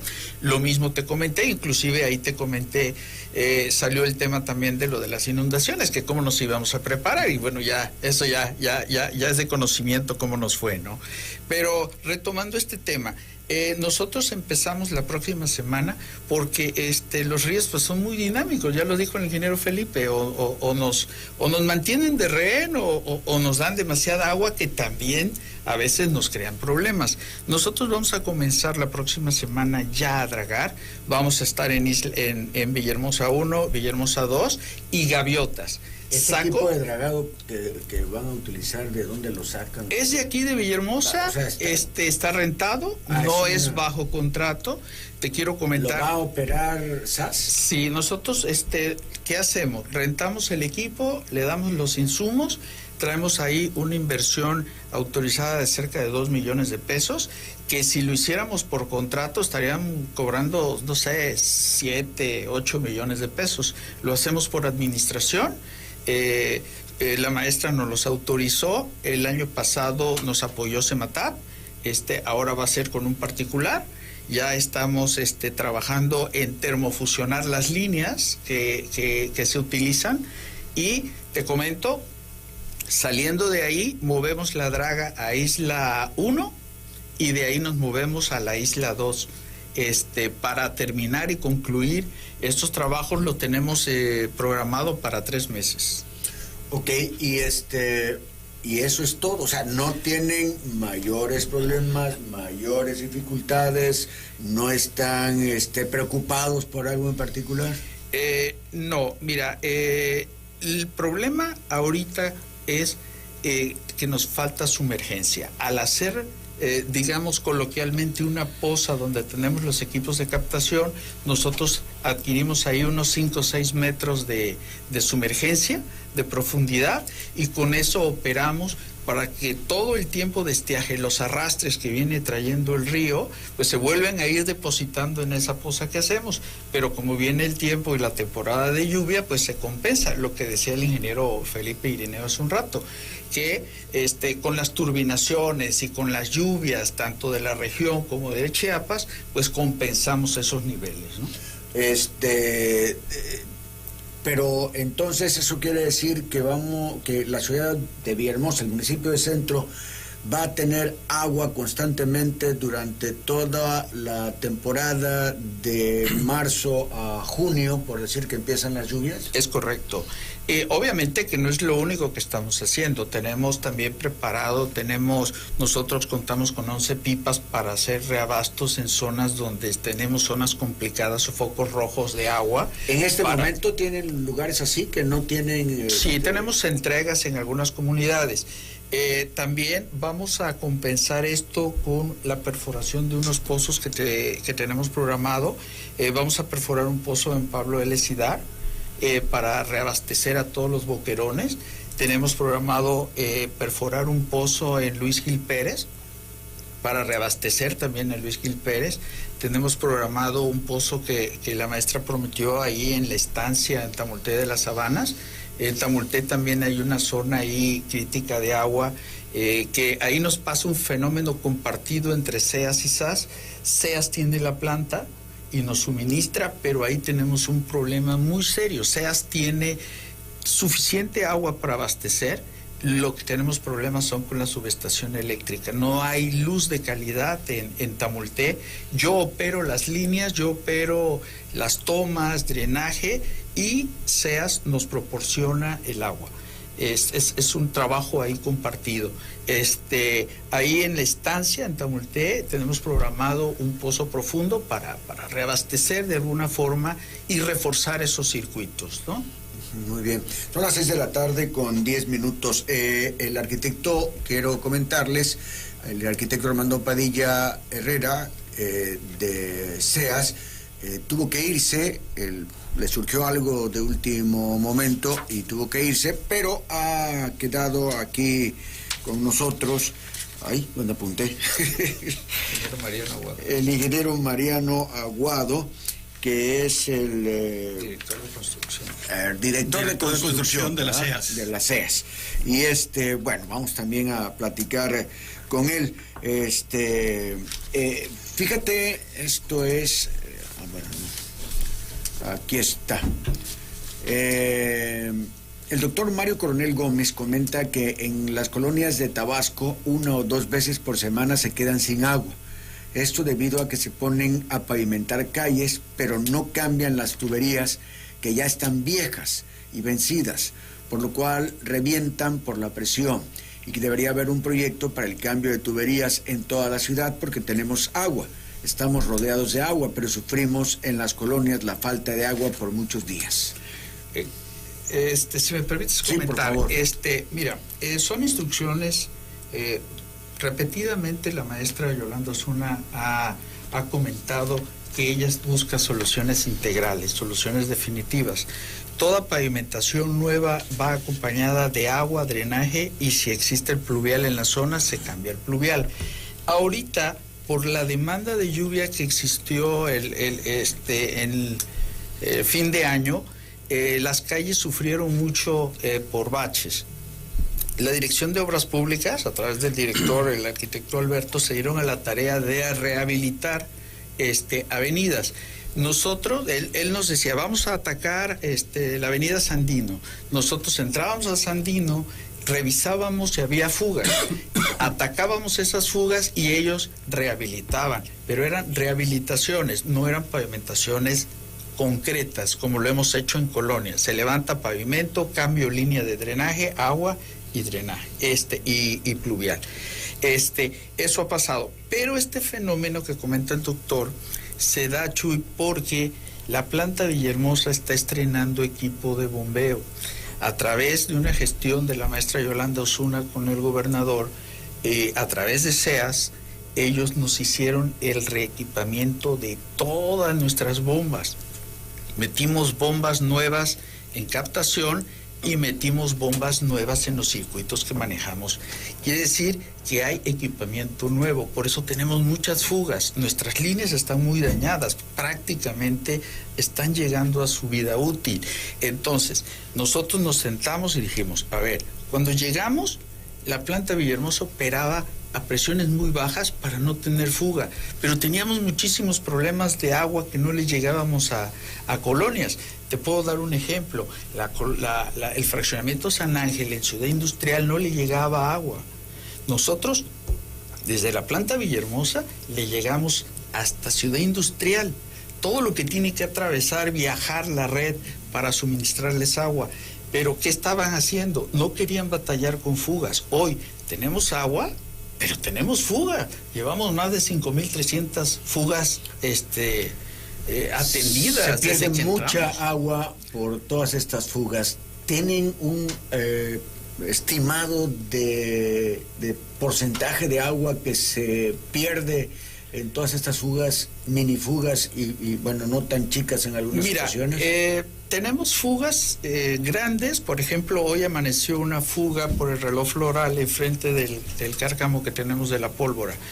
Tuvimos que bajar presión a todo lo que es el circuito centro y el circuito periférico. Dejamos hoy prácticamente ha estado el suministro de agua ha sido escaso en todo lo que es el centro y parte del periférico. Esa reparación de fuga acaba de quedar, estamos represionando las líneas. He tenido problemas también, por ejemplo, con la construcción del Madecón, con Sedatu. Las empresas que están trabajando me han roto las líneas, y para poder, como no tenemos un sistema sectorizado, tenemos que parar los circuitos y dejamos a parte de gentes sin agua, sin el servicio, para poder controlar una fuga que se lleva a veces hasta 5 y 6 horas de reparación. Hoy me amaneció también una fuga allá por el parque de feria hacia el rumbo Emiliano Zapata, por donde está el Colegio de Mecánicos Eléctricos. Tuvimos que bajar el circuito, la presión del circuito Emiliano Zapata. Una de las situaciones que como proyecto queremos dejar para la próxima administración, ojalá y nos diera tiempo, es ganas de la maestra Yolanda dejar un trabajo ya de sectorización, porque quizás no nos dé tiempo, pero si podemos dejar 1 o 2 circuitos con la nueva planta potabilizadora que vamos a construir, pues sería fantástico ya dejar sembrada esa semilla, porque si hay una fuga no necesitamos dejar toda la zona sin agua, sino atender puntualmente y poder bypassear por circuitos principales y poder dar el servicio. Ok, bueno, Luis M. Maldonado pregunta a CEAS, ¿cuándo van a atender la problemática de la cisterna de Bosques de Saloya, Mariano? Bueno, ahí con Bosques de Saloya les voy a hacer mención. Este año se concluyó una parte de la línea que alimenta de la planta del Mango a la cisterna de Pomoca. Como bien sabemos, esa línea se construyó hace 3 sexenios y es de polietileno. A esa línea le hemos hecho más de 56 reparaciones desde que estamos nosotros. Una instrucción que nos dio el arquitecto Armando Padilla es cambiar esa tubería y blindar esa línea, ¿no? Esa línea se metió de hierro dúctil, se amplió el diámetro y concluimos la primera etapa, que fue de 2 kilómetros 400. Este año le vamos a invertir la segunda etapa para poder llegar hasta la cisterna de Pomoca, ¿sí? Todo esto que estamos haciendo es con el fin de que todas esas zonas aledañas pues tengan agua, ¿sí? Y esos son los trabajos que estamos haciendo. Ok, entonces, bueno, Ana Cecilia Bosada Madrigal, por cierto, está aquí en la BT, sí. Solicita le atiendas, porque dice que en el fraccionamiento Heriberto Quijo Vincent hay 2 hundimientos y hay varias fugas de agua potable desde hace un mes. Ella tiene el número de reporte 3017, trae fotos en su celular, pero no hay manera que atiendan, por eso está aquí, para que resuelvan y digan cuándo van a reparar estos hundimientos y fugas de agua. Platiqué con ella ahorita de entrada. Ya lo platicaste. Ya platiqué con ella, le di mi número celular, le dije que me hiciera favor de mandarme folio y dirección, y tengo programado más de 300 socavones. Tienen folio, tienen nombre, tienen dirección, y le dije, déjame checar en qué estatus estás y darte la probable fecha de ataque, ¿no? Acabas de mencionar socavones. ¿Cuáles son los socavones más grandes que hay en este momento que les están quitando el sueño, por lo pronto? Pues el que me estaba quitando el sueño y que por poco me corren, yo creo que ese era el del mercado campesino, que al final de cuentas se nos complicó bastante, pero fue una intervención mucho mayor. Era un problema sobredimensionado, porque siempre habríamos, y no yo nada más, sino las administraciones pasadas, le daban un remedio, pero no se detectaba realmente cuál era la problemática. Pero gracias a la autorización de la maestra, y que no nos ha puesto límites a la hora de dar soluciones definitivas, ya quedó, ya está operando, y bueno, todos los días lo voy a checar, ¿no? Ok, y otro... Mira, tenemos socavones. Yo llevo estadísticas. La mayoría de los socavones son provocados por fugas de agua. Eso es 1. 2, por fallas a la intersección de pozos. 3, por el tipo de tubería que era muy vieja. Antes se usaba el asbesto cemento o el albañal, como le conocíamos, que ese cemento, con las aguas negras reciben jabones, ácidos, aceites. Entonces todos esos, cuando están en conjunto todos esos materiales, hacen que vaya perdiendo su fuerza en los materiales, como era el albañal. Entonces, con lo más mínimo, una vibración o algo, se fracturan. Es más, nos ha tocado que lo tocamos y se desbarata. Se está cambiando por PVC. Entonces, esa es la clasificación. Pero el que lleva el número 1 son las fugas que no se detectan, que no se ven. Hay socavones de 3 metros, 6 metros, 10 metros. Tenemos de profundidades 3, 4, 6 metros. ¿Y qué están haciendo con eso? Interviniéndolos todos, Chuy. ¿Cuántos hay en este momento? Ahorita tenemos 396. Tengo registrados, aquí le llamo yo, las gentes que nos los reportan, delegados, se les asigna un folio. Es como su acta de nacimiento. Sí. Llevo atacado de enero a la fecha 56, me faltan 340, más los que no estén registrados y van apareciendo. Ahorita la maestra, si recuerdas, ella dio una conferencia de prensa, nos reforzó, nos autorizó programas que se diseñaron en la mesa. Contratamos maquinaria, contratamos personal, se contrató alrededor de 60 agentes eventuales para apoyar a estas labores y le estamos dando duro a los socavones. El instructor Álvaro Jiménez Pérez reporta al ingeniero Carlos González Rubio que en el fraccionamiento Espejo 2 tienen 2 meses sin presión del agua, son 500 familias afectadas. Lo poco que sale es lodo, sin cloración, que es grave. Que él, para poder poner su bomba, tiene que botar 1 litro de agua de lodo para poder llenar su tinaco. Y pide que solucionen este grave problema cuanto antes. Estuvimos trabajando en la colonia El Espejo, no sé si sea por la zona de los edificios, las torres, los pinos. Hemos estado restableciendo por calles, tenemos válvulas que están viejísimas, que se calzan, una válvula abre y cierra para que permita regular el paso del agua. Esas válvulas por lo regular llegaron a su vida útil, están oxidadas, se han calzado, a veces tapan la conducción del agua, vamos, las revisamos. La gente le llama que se le tronó la galleta. Es un lenguaje coloquial entre los operadores, pero eso hemos estado haciendo, hemos ido trabajando calle por calle, ubicando la problemática. Con gusto lo revisamos, con gusto.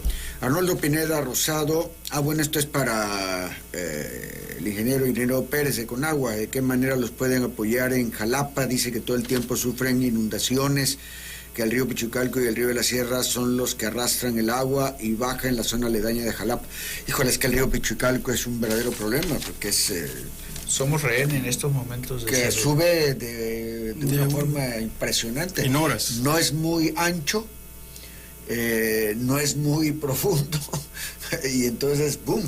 Rebasa. De repente se... Rebasa. Sí, ya no tiene capacidad hidráulica para conducir. Así es, sí. A cada momento se desborda. El ingeniero Manuel Casal saluda al ingeniero Irineo, le dice que ha intentado comunicarse con él, pero no ha sido posible, que ojalá pudieran platicar. Pues bueno, le voy a dar los datos a Irineo, a Felipe. Si gusta, me los puedes dar y yo con gusto se lo hago llegar. Por supuesto, sí. Aquí está. Ahí está, ya tenemos el correo. Rafael Álvarez Vázquez reporta que en el fraccionamiento Carlos Pellicer Cámara tienen 22 años intentando que los municipalicen, pero sí pagan desde ese tiempo. El fraccionamiento tiene problemas de drenaje, iluminación, calles rotas. Ninguna autoridad se ha hecho cargo para que los municipalicen, que ha dado muchas vueltas, incluso con la administración del centro, que está ahorita, que quiere una solución.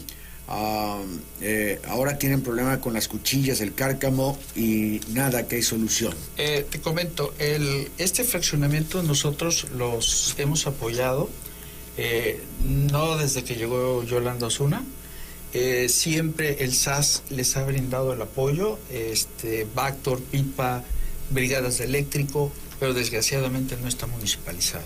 Ahí es una situación de que el SAS no puede entrar, el Cárcamo no es de nosotros, hay adeudos de luz. ¿Y qué necesitan para municipalizar el lugar? Híjole, se me iba a salir una frase así, pero mejor me aguanté.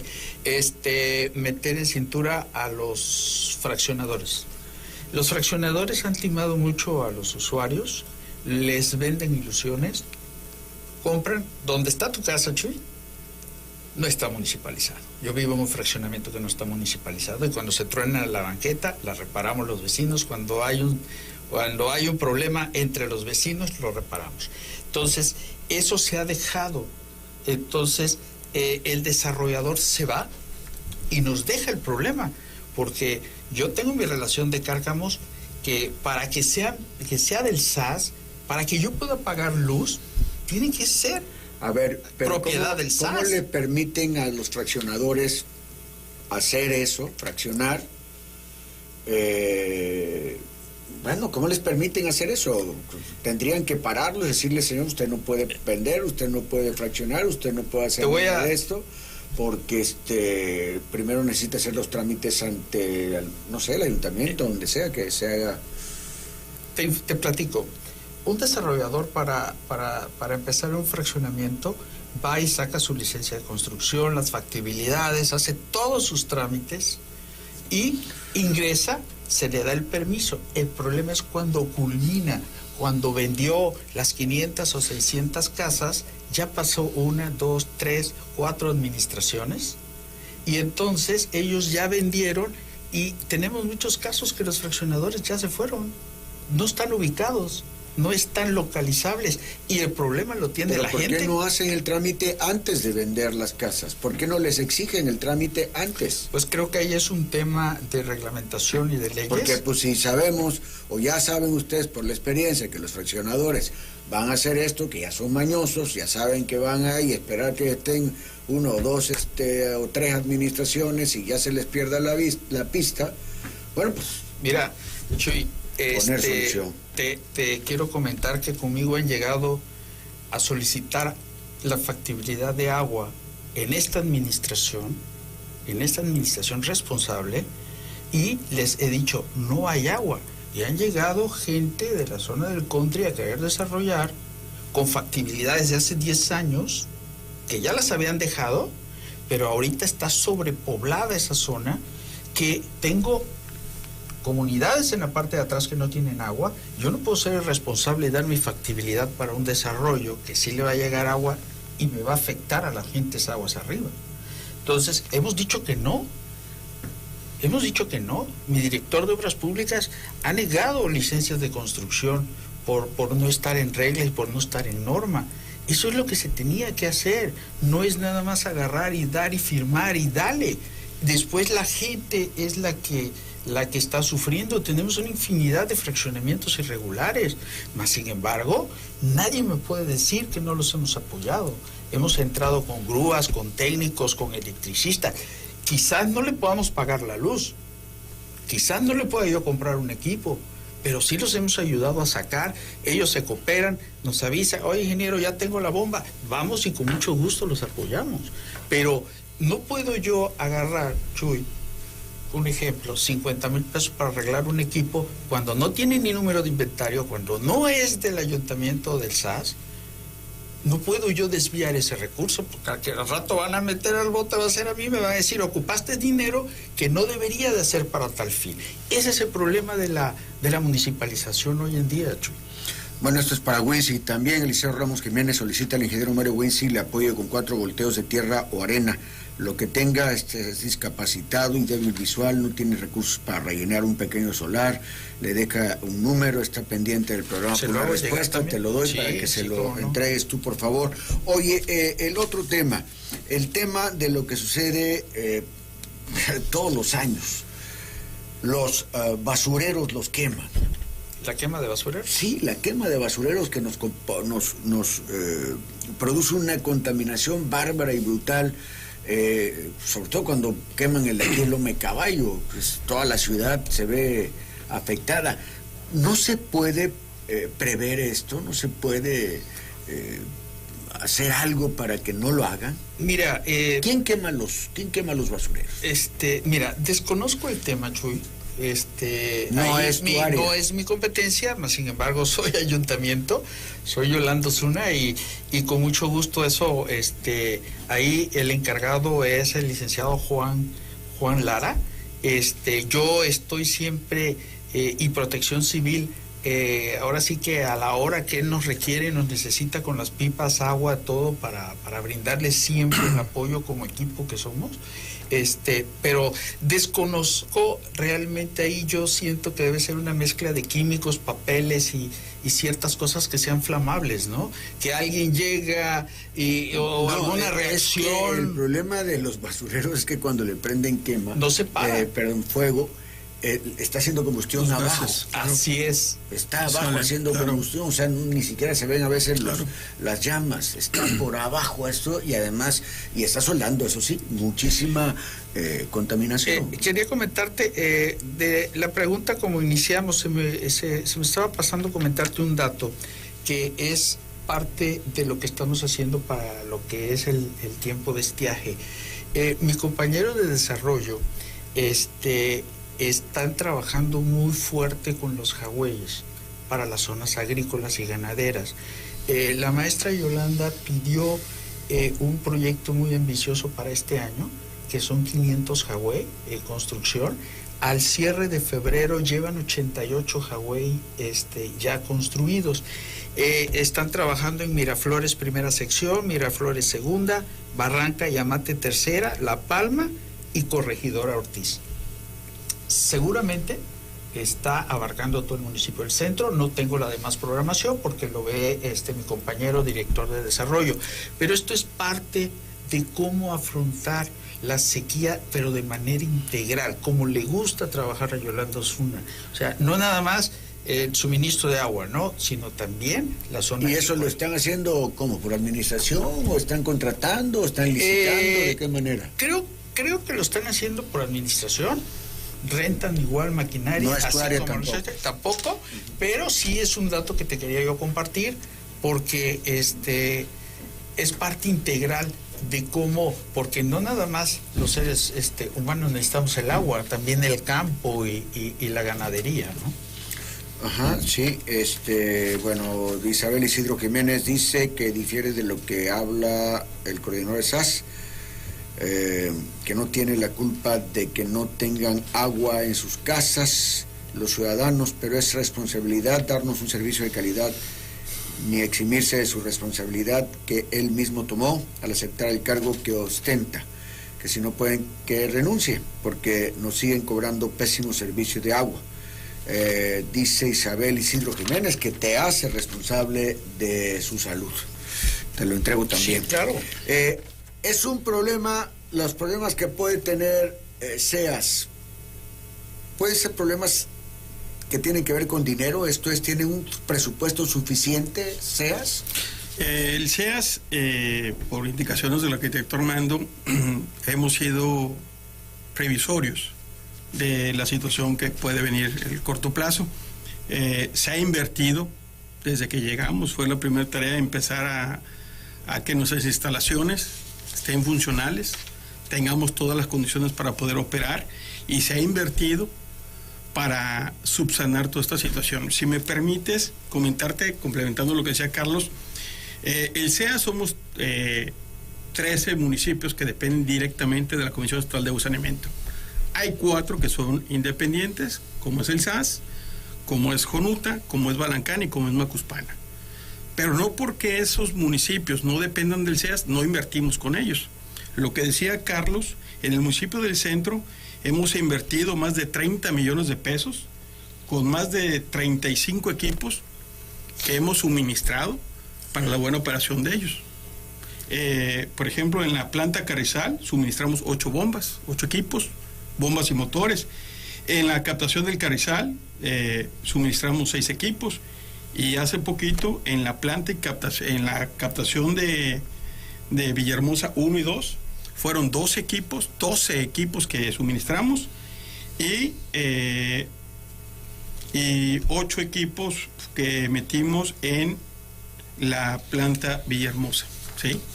Al igual de eso, también estamos actualmente invirtiendo en Jonuta más de 34 millones de pesos. Estamos adecuando la planta potabilizadora y estamos ampliando la captación con equipos nuevos para que Jonuta tenga agua de calidad, ¿sí? Y en Macuspana, que es donde tenemos la mayor inversión, hicimos una captación en Tepetitán, hicimos la línea de conducción, estamos haciendo la planta potabilizadora de Benito Juárez, una planta nueva de 500 litros por segundo. Esta planta va a mandar 250 litros a la cabecera municipal de Macuspana. En Macuspana invertimos en la rehabilitación de la planta de Macuspana 42 millones y rehabilitamos la captación de Macuspana con 6 millones de pesos, ¿sí? Haciendo una inversión total en Macuspana de más de 518 millones de pesos en Macuspana para que tengan agua, ¿no? Bien. Entonces, sí hemos estado trabajando y comentarte, hablando hace rato que hablabas de la calidad, podemos decir orgullosamente que en las CEAS ya tenemos la primera planta potabilizadora certificada, que es la planta del Mango, que cubre con todos los índices de calidad que se requiere para mandar agua de calidad a la población. ¿A dónde surte el Mango rápido? El Mango surte a Jalpa, Comalcalco, Paraíso y una parte de Pomoca. De Pomoca. Pomoca, sí. Bien, pues se nos terminó el tiempo. Yo agradecerles a ustedes su presencia. En un primer momento al arquitecto Armando Padilla, luego aquí al ingeniero Mariano Aguado Ríos, que es director de construcción de CEAS. Muchas gracias por tu presencia. No, gracias, y gracias por la invitación. Y también muchísimas gracias al ingeniero Carlos González Rubio de SAS por su presencia también esta tarde aquí para platicar a fondo. ¿Podría comentar algo, Chuy? Por favor. Brevemente. Por ahí iniciamos también ya el desasolve de canales. No nada más estamos preocupados ahorita por la sequía, ya estamos también preocupados por lo que va a pasar para la temporada de lluvias. Ya iniciamos un programa de limpieza de canales que nos funcionó perfectamente bien el año pasado porque nos ayudó a alivianar un poco la... ¿Qué es limpieza de canales? Limpieza de canales. ¿Qué es? Es meter maquinaria y hacer la limpieza de los canales como el Arroyo del Chinín, para que corran las aguas pluviales. Acuérdate que en Villahermosa no tenemos pluviales, todo va combinado. Entonces, esos escurrimientos nos ayuda. Tenemos igual un programa intensivo de limpieza de lodos. También estamos entrando duro con los socavones, con las fugas y pues bueno, seguramente para junio van a haber resultados más puntuales y más precisos. Y si me permite rápido, pero muy rápido porque ya para concluir, le hago entrega de las carátulas de los contratos de la inversión que estamos haciendo para lo que viene. Nada más esto que me acaba de llegar de la licenciada Citlali Angulo Custodio, que dice hacer hincapié a CEAS, porque en Paraíso no tienen agua. CEAS no ha dado solución, es un caos el problema de la falta de agua, y más ahora con toda la gente flotante que labora en la refinería. Se requiere este servicio. También tienen problemas, me dicen la comunidad La Montañita, no tienen drenaje y no hay solución. Si quieres dar una respuesta, pero bueno, muy breve, en Paraíso perforamos 2 pozos el año pasado, pero me llevo esto y lo revisamos y nos ponemos en contacto con la persona. Muy bien, pues de nueva cuenta, muchas gracias por su presencia. Gracias. Son las 6:38, estamos retrasados o más bien rebasados en el tiempo, pero les agradecemos su presencia a todos ustedes a la escucha de este programa a fondo, esperando que haya servido, haya orientado y nos haya nutrido positivamente. Vamos a ir a la pausa, vamos a tener a las 7 de la noche el reporte de la noche con Juan Pablo Sevilla Telles y toda la cosecha informativa del equipo. Más tarde a las 9 no se pierda Vive Hoy con el psicólogo Paco Evia. Es un programa que nos motiva, que nos ayuda, que nos ubica y nos equilibra. 9 de la noche Paco Evia, Vive Hoy. Mañana temprano a las 5 de la mañana el doctor Carlos Arturo Cabrales Aguilar les espera para Amanecer de mi Tierra.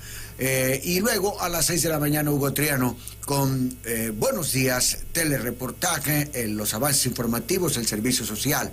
A las 7 de la mañana Emanuel Sevilla Oropesa en telereportaje con todo el equipo y toda la información en las entrevistas. Que Dios le bendiga, pásela muy bien y arriba, corazones. Adiós.